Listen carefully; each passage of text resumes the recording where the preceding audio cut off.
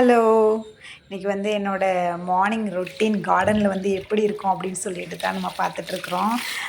அவ்வளோ க்யூட்டாக இருக்குங்க மார்னிங்கு. அந்த பேர்ட்ஸோட சவுண்டு, அப்புறம் வந்து பீகாக்கோட சவுண்டு இந்த மாதிரி வந்து மார்னிங் எந்திரிக்கும்போதே அப்படி அதுக்கு மொதல் நாள் என்ன மாதிரி டென்ஷன் இருந்தாலும், நம்மளுக்கு வந்து மார்னிங் இந்த மாதிரி டேவை ஸ்டார்ட் பண்ணும்போது நல்ல ஃப்ரெஷ்ஷாக ஒரு ஒரு ஒரு நியூவாக ஸ்டார்ட் ஆகும். ஸோ அப்படி தான் இன்னைக்கு என்னோடய கார்டனில் டெய்லி எந்த மாதிரி ஒர்க் இருக்கும் அப்படின்னு சொல்லிட்டு பார்க்கலாம். பசங்களுக்கு வந்து ஸ்கூல் இல்லைல்லையா இப்போது, அதனால கொஞ்சம் ஏர்லியாகவே வந்து கார்டன் ஒர்க்கெல்லாம் வந்து ஸ்டார்ட் பண்ணிடுறது. இன்றைக்கி வந்து பார்த்திங்கன்னா எந்திரிச்ச உடனே பிளான்ட்டுக்கெல்லாம் வாட்ரு விட்ருவேன். எந்திரிச்சிட்டு கொஞ்சம் ஒர்க் இருக்கும் கிச்சனில். ஸோ அது முடிச்சுட்டு அப்புறம் வந்து கார்டனில் வந்து கொஞ்சம் வாட்டரிங் விட்டுட்டு ஃப்ரெஷ்ஷாக வந்து அவ்வளோ அழகாக இருக்கும். அந்த கார்டனுக்கு வந்து வாட்டரிங் பண்ணுறது எனக்கு ரொம்ப பிடிக்கும்.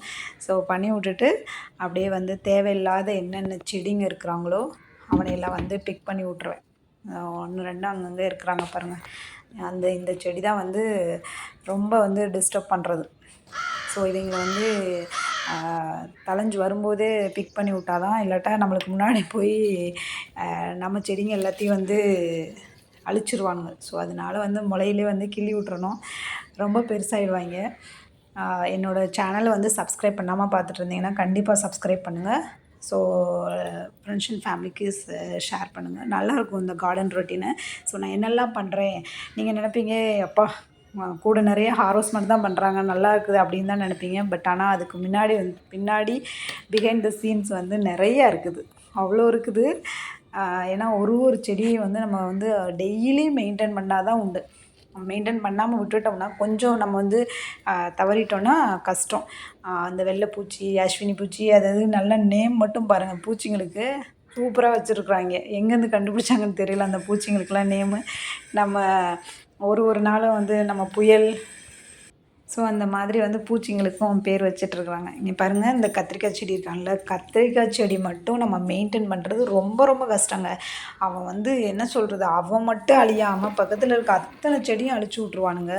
ஸோ இப்போ வந்து என்னென்னா, அந்த வெள்ளைப்பூச்சி ஒரு மாதிரியெல்லாம் இருந்துச்சு. அந்த பூச்சியெல்லாம் கொஞ்சம் கண்ட்ரோல் ஆயிடுச்சு. இப்போ எறும்பு அவன் வந்து என்ன சொல்கிறது, அந்த பூவே வரவே விட மாட்றாங்கங்க. அப்படி படுத்தி எடுக்கிறான் அந்த செடிங்களை, கத்திரிக்காய் செடியை. ஸோ உடனே போயிட்டு கொஞ்சம் ஸ்ப்ரே, அந்த அஸ்வினி பூச்சியும் இருந்தாங்க, அவனுக்கும் கொஞ்சம் ஸ்ப்ரே. ஏன்னா நம்ம ஸ்ப்ரே வந்து நான் வந்து எந்த மாதிரினா, அந்த புளிச்ச தண்ணி இருக்குல்ல, புளிச்ச மோர், அப்புறம் ரைஸ் வாட்டர் இதெல்லாம் வந்து நல்லா கொஞ்சம் இது பண்ண வச்சுட்டு புளிச்சிட்டு அந்த ஸ்ப்ரேயில் அடிச்சு விடு. இந்த ஸ்ப்ரே கொஞ்சம் நல்ல யூஸ்ஃபுல்லாக இருக்குதுங்க. ஸோ அப்பப்போ நம்ம வந்து இந்த மாதிரி பண்ணி விட்டோம்னா கொஞ்சம் பூச்சிலேருந்து தப்பிக்கலாம். அதாவது ஃபஸ்ட்லேயே கொஞ்சம் பண்ணி விட்டிங்கன்னா அது வந்து அப்படியே வந்து ரொம்ப வந்து மெயின்டைன் ஆகாமல் பார்த்துக்குறோம். ஸோ அப்படி தான் இன்றைக்கி வந்து பாருங்கள், இன்றைக்கி கொஞ்சம் ஒர்க்கு ஹெவியாகவே கொடுத்துட்டான் என்னோடய கார்டன் எனக்கு. டெய்லி நம்ம வந்து வாட்ச் பண்ணாலும் எங்காவது இருந்து அந்த ஒயிட் பூச்சி இதெல்லாம் வந்துடுறாங்க. இந்த மிளகு செடியில் வந்து இந்த இலை சுருட்டல் நோயின்னு சொல்லுவாங்க இல்லையா, அந்த இது வந்திருக்கு பாருங்கள். அதுலேயும் கொஞ்சம் ஸ்ப்ரே பண்ணி விட்டோம்னா கொஞ்சம் தழைஞ்சு வருவான். ஏன்னா இதில் வந்து நிறைய பூ வச்சிட்ருக்குறாங்க. ஸோ அதனால் நான் வந்து அதுக்கெலாம் அப்படியே அடிச்சு விட்டேன். ஸோ அதெல்லாம் அடிச்சிட்டு இருக்கும்போது நல்ல ஒரு அப்படி ஒரு சைலண்ட்டாக இருக்கும். அந்த சைலண்ட்டோடு அந்த ஸ்பேரோ, பீகாக் சவுண்டெல்லாம் கேட்கும்போது ஒரு காக்கா வந்து கத்திக்கிட்டே இருந்துச்சு. அப்படி எது கத்துனானே தெரியல. அந்த பக்கம் காக்கா கத்துறான், அந்த பக்கம் மயில் கத்திகிட்டு இருந்தான். ஸோ அவனையெல்லாம் கேட்டுக்கிட்டே அந்த ரிதம், அந்த சவுண்டு அதெல்லாம் கேட்டுக்கிட்டே அப்படியே அந்த ஸ்ப்ரே அடிச்சிட்ருந்தேன். டொமேட்டோ செடியிலையும் கொஞ்சம் அப்படியே வந்துட்டுருந்தாங்க. லைட்டாக அவனுக்கும் ஸ்ப்ரே பண்ணி விட்டுட்டு பாருங்கள், நல்லா அப்படியே அழகாக ஸ்ப்ரே பண்ணி விட்டாச்சு. ஏன்னா வந்து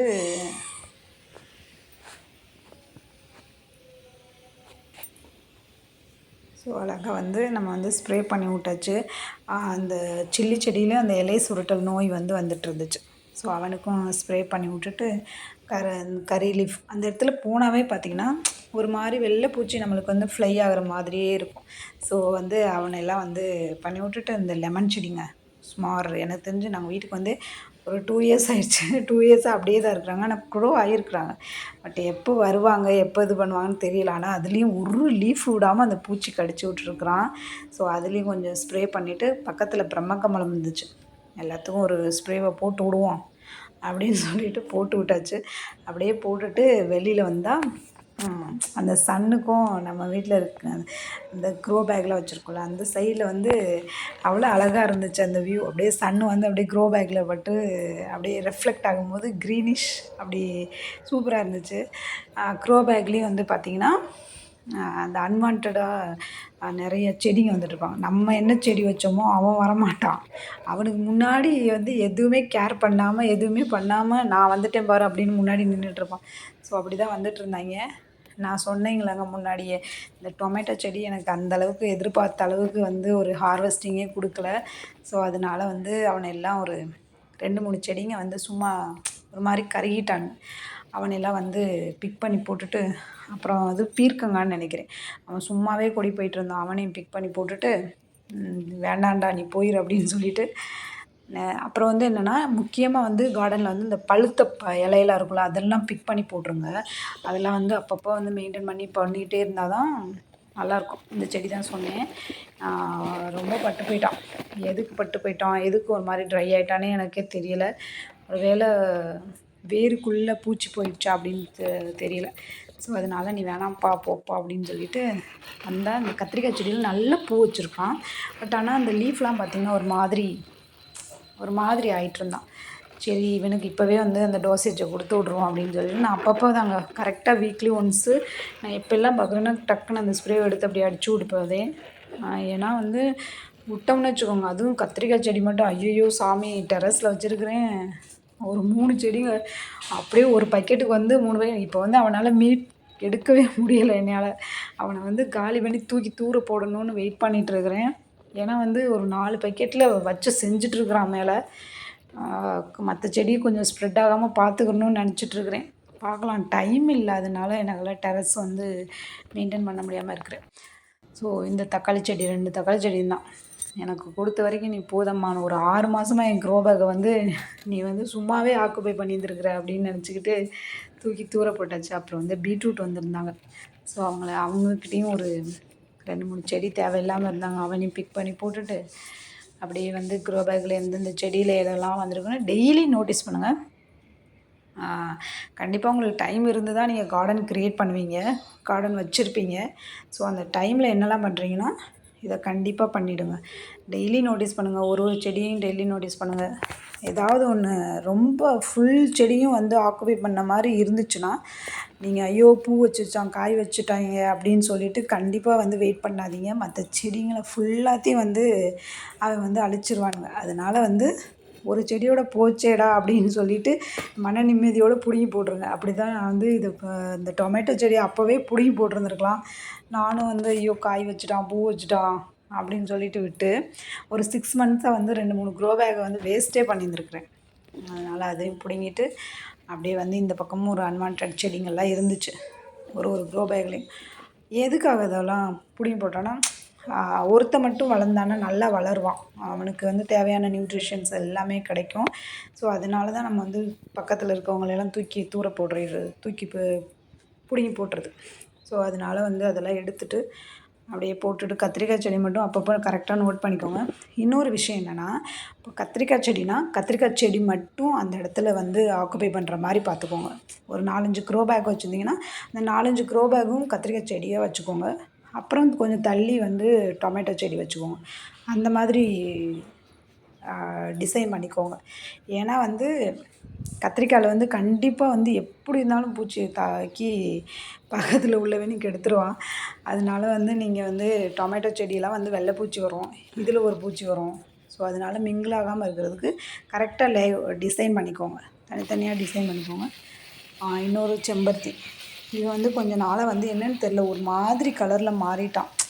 எனக்கே பார்க்குறதுக்கு ஒரு மாதிரி இருக்குது. இந்த இடத்த வந்து கொஞ்சம் இன்னும் நீட்னஸ் பண்ணணும். ஏன் பண்ணாமல் இருக்கிறேன்னு பார்த்தீங்கன்னா, இந்த இடத்துல வந்து இந்த கௌசிக் இருக்கான் பாருங்க, மொசம்பியா வாட்டர் மெலனான்னு தெரியல, வந்தால் தான் தெரியும்.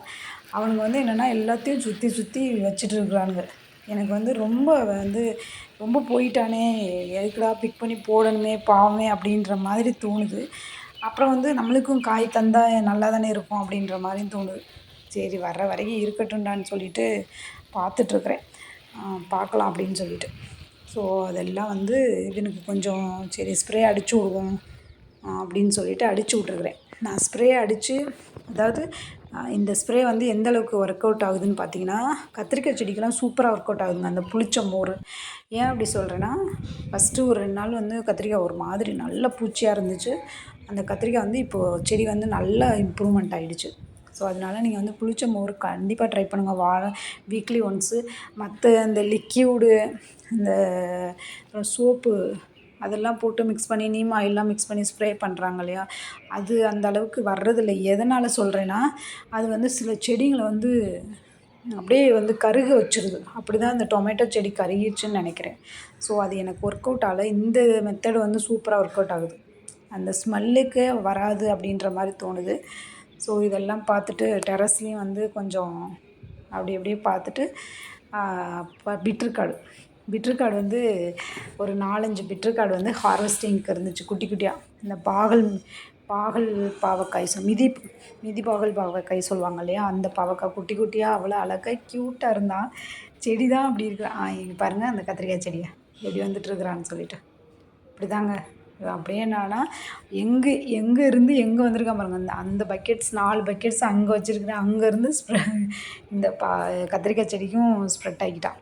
ஸோ அதனால் வந்து குரூப் வைஸாக வந்து அரேஞ்ச் பண்ணிக்கோங்க. ஒரு குரூப்புனா அந்த குரூப் மட்டும் அந்த இடத்துல வைக்கிற மாதிரி அரேஞ்ச் பண்ணிக்கோங்க. நானும் வந்து டெரஸ் கார்டன் பண்ணுறேன் அப்படின்ற மாதிரி இருக்கிறேன். பார்க்கலாம். நானும் சொல்லி சொல்லி போதுன்னு ஆயிடுச்சுங்க. பண்ணலாம் அப்படின்னு சொல்லிட்டு ஒரு ஆளாக இன்னும் எப்படி பண்ணுறது பண்ணலாம். ஸோ வந்து அப்புறம் வந்து கொஞ்சம் பாவக்காய் இருக்குதுன்னு சொன்னேன் இல்லையா, ஸோ அவனை வந்து எடுத்துகிட்டு ஒரு பாவக்காய் பழுத்துட்டான். அவனை எடுத்துக்கிட்டு அப்படியே கீழே வந்தாச்சு. இதாங்க என்னோடய ரொட்டீன். மார்னிங் ஆனால் டெய்லி இந்த ரொட்டீன் வந்து மெயின்டைன் ஆகும் எனக்கு வந்து அந்த மாதிரி பண்ணலைனாலும் நம்மளுக்கு வந்து ஒரு ஃபிசிக்கலாக ஒரு வந்து அன்றைக்கி வேலை வந்து சாட்டிஸ்ஃபேக்ஷன் இல்லாத மாதிரி தோணும். ஸோ அதெல்லாம் பண்ணிவிட்டு அப்படியே வந்து இந்த சன்னோட இந்த பனானா ஃப்ளவர் வந்துட்டுருக்கான். நான் தான் சொன்னேன்னா ஒன்று ப்ரோக் ஆகிடுச்சு, நல்லா காற்றுல விழுந்து இப்போ வந்து அகைன் ஒன்று வந்திருக்குறாங்க. ஸோ அந்த சூரிய ஒளிக்கும் அந்த வாழைப்பூவுக்கும் செம்ம வியூவாக இருந்துச்சு. பப்பாயாவும் பாருங்கள், இந்த பப்பாயா வந்து பக்கத்து வீட்டுக்காரங்க ஒருத்தவங்க கேட்டுட்ருக்குறாங்க. ஸோ அவங்களுக்காக வந்து வெயிட்டிங்கில் இருக்குது. அவங்களுக்கு பிக் பண்ணி கொடுக்கணும். ஸோ அப்படியே பார்த்துட்டு கிளம்பியாச்சு. இன்றைக்கான ஒர்க் முடிஞ்சிருச்சு. கண்டிப்பாக பிடிச்சிருந்தா லைக் பண்ணுங்கள், ஷேர் பண்ணுங்கள், கமெண்ட் பண்ணுங்கள்.